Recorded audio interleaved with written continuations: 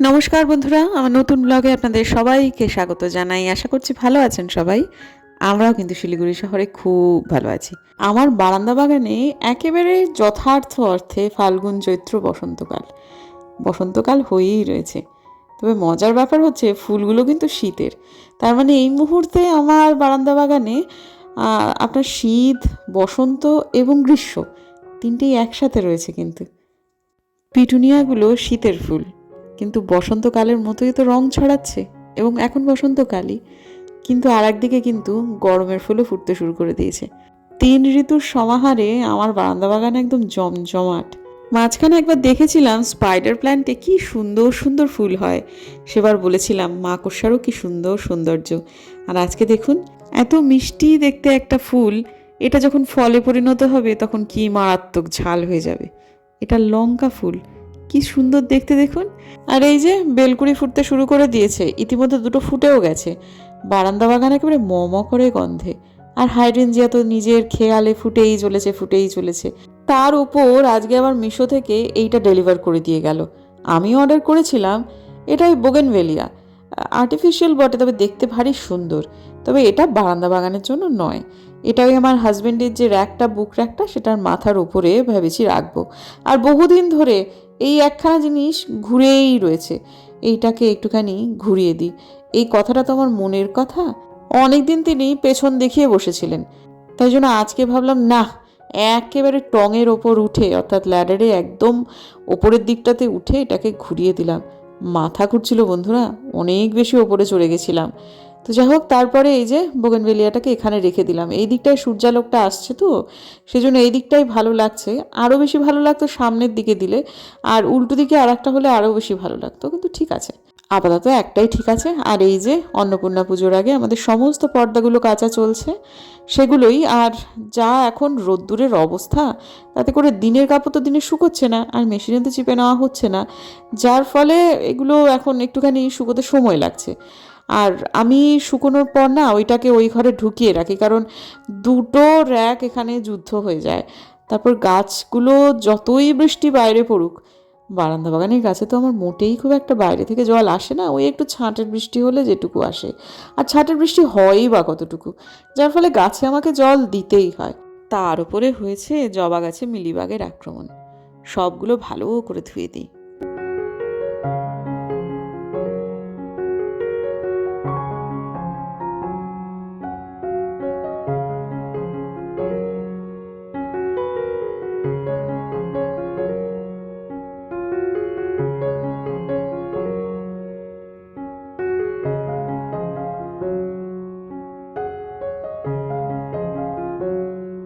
এই জায়গাটা এলে আমার মনে হয় এই দিকটা গাছ দিয়ে ভরতে হবে, কিন্তু ঠিক আছে, যেগুলো দুপুরের সেগুলো ভীষণ রোদ্দুর লাগবে, সেগুলো এখানকার গাছ নয়। আর আমি খোঁজ করেছিলাম লোকাল দোকানগুলোতে টব, ওরে বাপরে যা দাম বলছে, অনলাইনে তার অনেক সস্তা পড়ছে, অর্ধেক পড়ছে। তা অনলাইনে অর্ডার তো আমার হয়েও গেছে, তবে ওইগুলো এখানকার জন্য নয় আর কি। এখানে ইনডোর প্ল্যান্ট লাগাতে হবে এবং সেগুলোর সংখ্যা আমাদের বাড়িতে প্রচুর রয়েছে, আলাদা করে বাইরে থেকে কিনতে হবে না। তো ভাবছিলাম স্ট্যান্ড কিনতে হবে, স্ট্যান্ডও কিনতে হবে না, ওটা নিচেতে রেখে দিলেই হবে। তবে তলায় একটা ট্রে দিতে হবে, নাহলে ফ্লোরেতে জল পড়বে। আর আমার একটা মানে কি বলবো, আর ভালো লাগছে না বলতে, তবুও বলতে হচ্ছে যে এবারে অন্নসত্রটা সম্ভব হবে না এলপিজির প্রবলেমের জন্য, কারণ ওটা তো অসংখ্য মানে কিলো চাল, কুইন্টালের ওপরে চাল রান্না হয় খিচুড়ির জন্য, তারপরে রান্না হয় লাবড়া, সেসবগুলো কি হয়, অনেকগুলো প্রায় 1.5 থেকে 2টো মতো সিলিন্ডার লাগে। এইরকম একটা অবস্থায় সেটা করাটা ওদের পক্ষে খুব ডিফিকাল্ট, ওরা সিলিন্ডার জোগাড় করে উঠতে পারছে না। আর সপ্তাহখানেক পরে যেহেতু হনুমানজির পুজো, সেদিন তো ওদেরকে দিতেই হবে, কারণ ওটা হনুমান মন্দির। ওরা এইটুকু সময়ের ব্যবধানে 4টে সিলিন্ডারের জোগাড় করে উঠতে পারেনি, যার ফলে আমার মনে হচ্ছে এবার অন্নসত্রটা হচ্ছে না। তবে প্রথম দিকে মনটা খুব খারাপ হলেও পরে যেন কোথাও না কোথাও একটা মন খারাপের মাঝখানে একটা অদ্ভুত ঠান্ডা বাতাস কোথা থেকে আসছে আমি জানি না, একটা ভেতরে ভেতরে ফিল আসছে স্ট্রং, যেটা যে কিচ্ছু খারাপ হচ্ছে না, যা হচ্ছে সেটা ভালোই হচ্ছে। তো আমি তো বাড়িতে এবারে তো যেহেতু রামনবমী আর অন্নপূর্ণা পুজো পরের পর সময় পড়ে গেছে, তো আমি তো বাড়িতে রামনবমী পুজো করছি, যেটা কোনোবার হয় না। তা এইবারে যেহেতু একদিনে পড়ে যাওয়াতে হচ্ছে, বিশুদ্ধ সিদ্ধান্ত মতো যেহেতু একদিনে পড়েছে, সেটা হচ্ছে। ইনফ্যাক্ট যে কোনো বিশুদ্ধ কেন, বেণীমাধবশীল বা মদনগুপ্ততেও তাই পড়বে আর কি। সময়ের একটু এদিক ওদিক হতে পারে, কিন্তু খুব তার থেকে বেশি পার্থক্য তো হওয়ার কথা না। তো যাই হোক, সেটা যখন পড়ছে তখন তো আমি পুজো করছি, তা অন্যান্যবার পুজো করতে পারি না, ওদের ওখানে দিয়ে দিই। এবারে হয়তো বা ওইরকমভাবে জনে জনে লোক খাওয়ানো হবে না, কিন্তু পুজোটা অন্তত হচ্ছে। এবং আমি পুজো করলে, সুব্রতদা পুজো করলে পুজোটা ভালোভাবেই হবে, আন্তরিকতার সাথেই হবে। তো আজকে আমার অন্নপূর্ণা পুজোর বাজারটা শুরু করার কথা, এর আগে একদিন করব বলেছিলাম, কিন্তু বাবা প্রচণ্ডভাবে আপত্তি করলেন, মানে এত আগে নয়। তা ঠিক আছে, তার কথার গুরুত্ব দিয়ে আজকেই মোটামুটি হবে। আমি অনেকটাই করে রাখবো আজকে, দশকর্ম আর ভোগের যত বাজার হাট সবটুকু আজকে করে রাখবো। কিছুটা এবারে মাসকাবারিতে আমি ভোগের কথা মাথায় রেখে কিন্তু বাজার করেছি, কিন্তু প্রত্যেকবারই মেনুতে একটু এদিক ওদিক ইয়ে হয়, তো যার ফলে ফাইনাল বাজারটা আজকে আমি করে নেব, কতটুকু আছে কতটুকু লাগবে এই সবগুলো মিলিয়ে মিশিয়ে। তো এবারে দুভাগে ভোগ হবে, মা অন্নপূর্ণা পুজো তো হবেই, প্লাস রামনবমীর জন্য আমি ওই বাবার সামনে একটুখানি ভোগ রান্না করে দেবো। আপাতত সেই রকমই পরিকল্পনা, দেখা যাক, তার ইচ্ছা যতটুকু সাধ্য কুলোবে করবো। এবারে দেখুন সব পাতায় কীরকম একটা হলদে হলদে মতো হয়ে গেছে, আমার পদ্ম পাতাও তাই, এবং এই সমস্ত পাতাও যেগুলো একটু পুরনো পাতা, যেমন এটা একটু পুরনো পাতা, এটাতেও দেখুন একটু হলুদ হলুদ ব্যাপার তৈরি হয়েছে।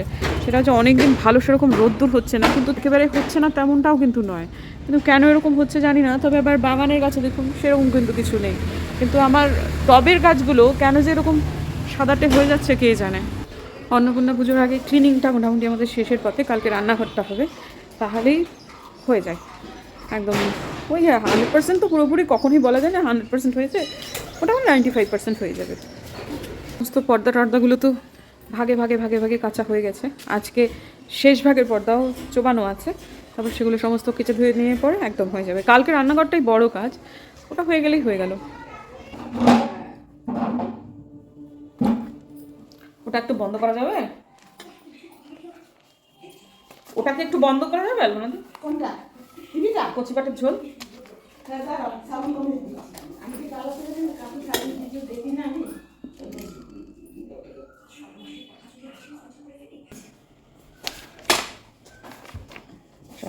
ভোগের যেমন দেখো তোমার চাল ডাল ওরম করে করলে হবে না, ঠিক করে করো, ঠিক করে করো। হ্যাঁ, চাল ডাল এটাই তো আগে প্রথমেই করতে হবে।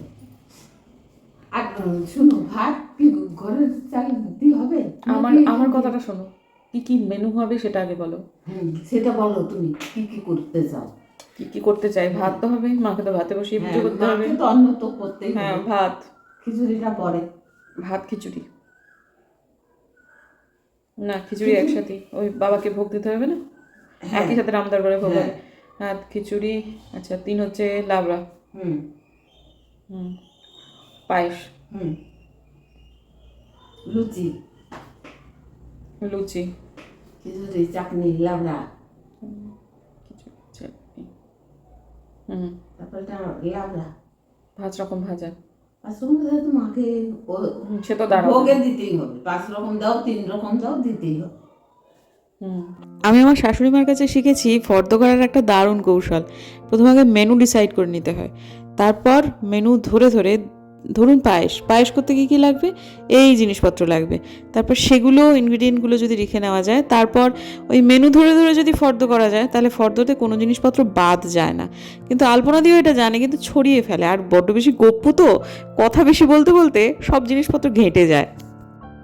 লাবড়া দিলেও তো হয়ে যায়। কথাটা হচ্ছে তাহলে তো তোমার ওই ফুলকপির তরকারি না না, আলুদম না করলেও হয়। না না না না, তোমার তাড়াতাড়ি পুজোর রান্নাটা শেষ করতে হবে, বাস্তবটা তো বুঝতে হবে, কারণ তোমার তো টাইমটা তোমার কতক্ষণে, তুমি বলো তো, এত অল্প সময়ের মধ্যে।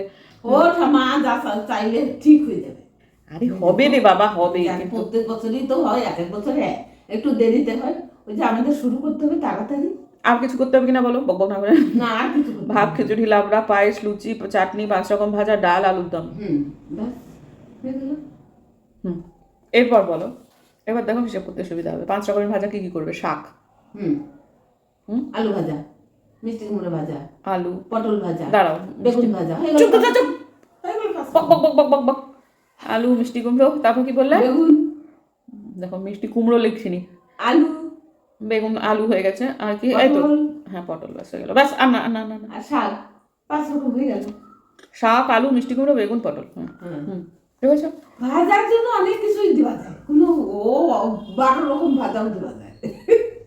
কথার কথা বলছি তুমি। আরে বাবা শোনো শোনো, যেমন কাঁচা কলা। ভাতটা কিসে সেদ্ধ চালে? হ্যাঁ, ঘরের চালে। তুমি কিন্তু ঘরের চাল আলাদা কিনে নিয়ে আসতো ভোগের জন্য মায়ের। হ্যাঁ, তো সেটা কিনবো, কিন্তু হবে না, আছে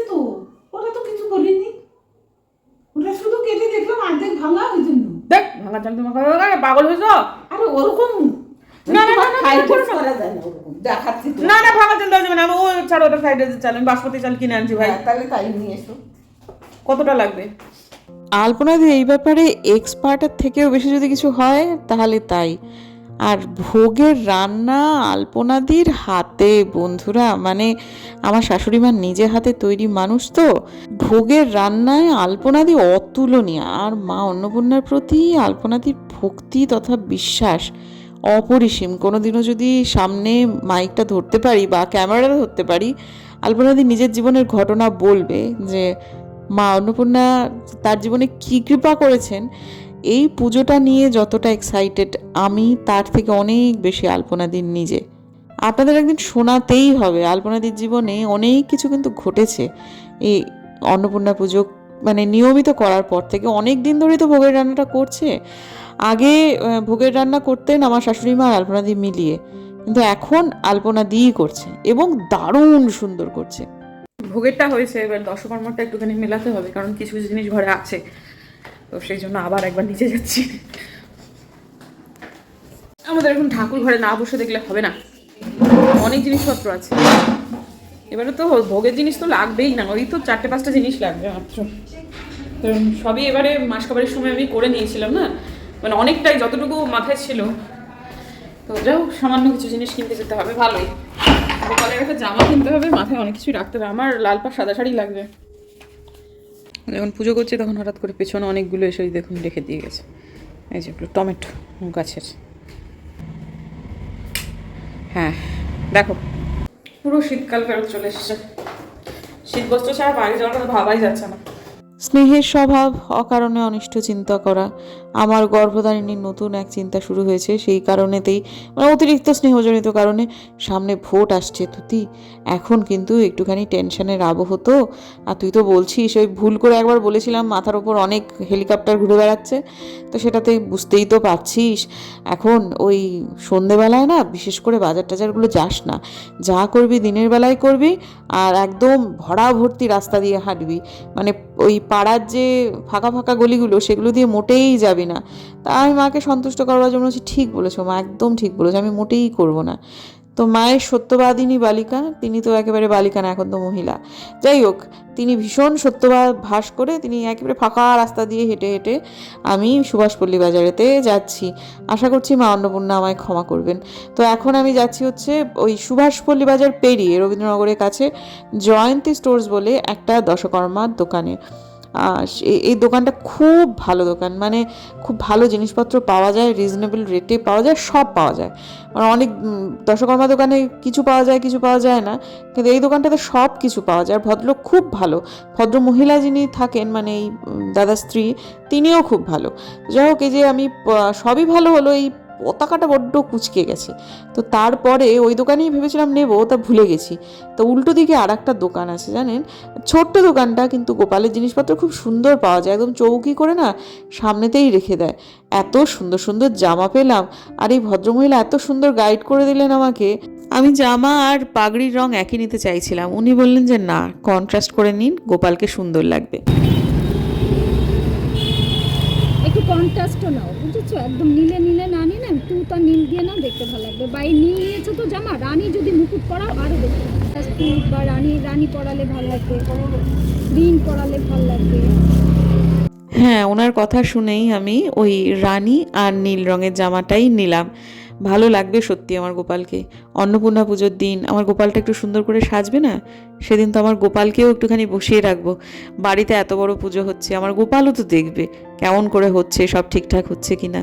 যাই হোক, এই সময়টা না মনে হচ্ছিল সত্যি সত্যি মায়ের কথা শুনলেই হতো। রাস্তাটা না সত্যিই বড় ফাঁকা ছিল, কেমন যেন একটা মানে মার কথাটা না শোনাটা বোধহয় উচিত হচ্ছে না। কালকে থেকে মার কথা শুনেই চলবো। ভয় ভয় করছিল ফেরার সময়টায়, তবে একটা ভালো জিনিস হয়েছে, যাতায়াতে আমার 2 কিলোমিটার হাঁটা হয়েছে। ফেরার সময় জিনিসপত্রগুলো বেশ ভারী ছিল, কিন্তু তাও রিক্সা নিইনি, একদম যাতায়াত হেঁটেই করেছি। আমি যদি আজকে একটা চাকরি করতাম না, তাহলে আজকের দিনটা আমি 100% সেল নিতাম।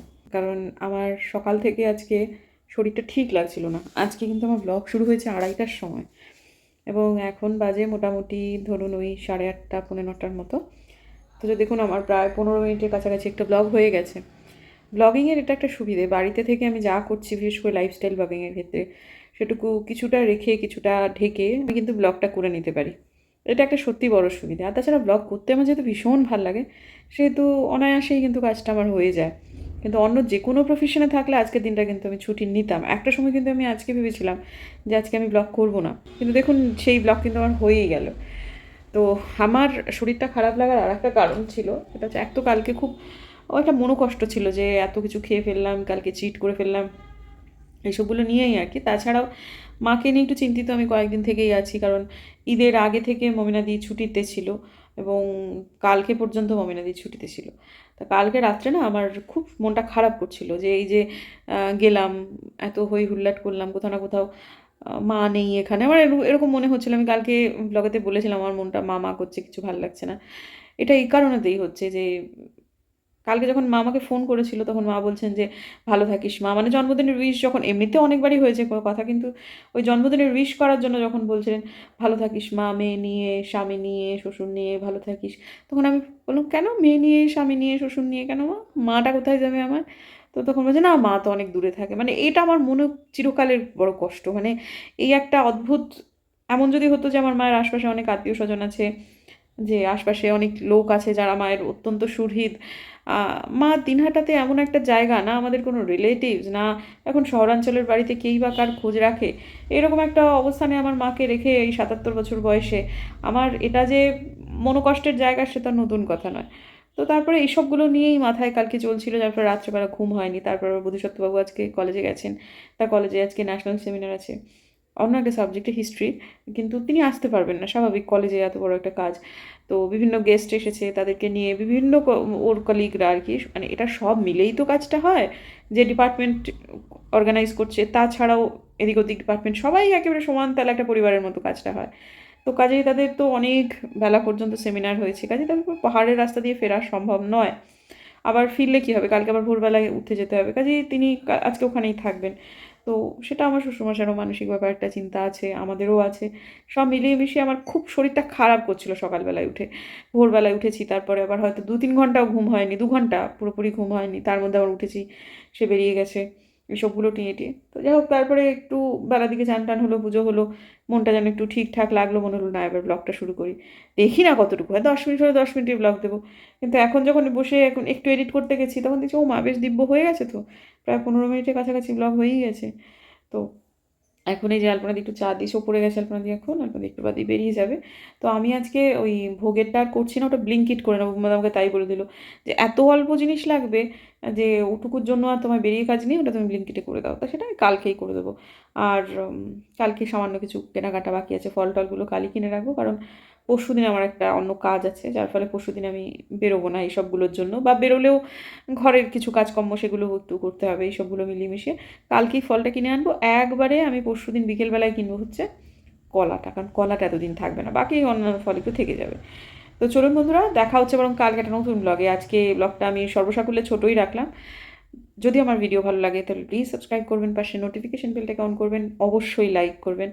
দেখা হচ্ছে আগামীকাল একটা নতুন ব্লগে। ততক্ষণ টাটা।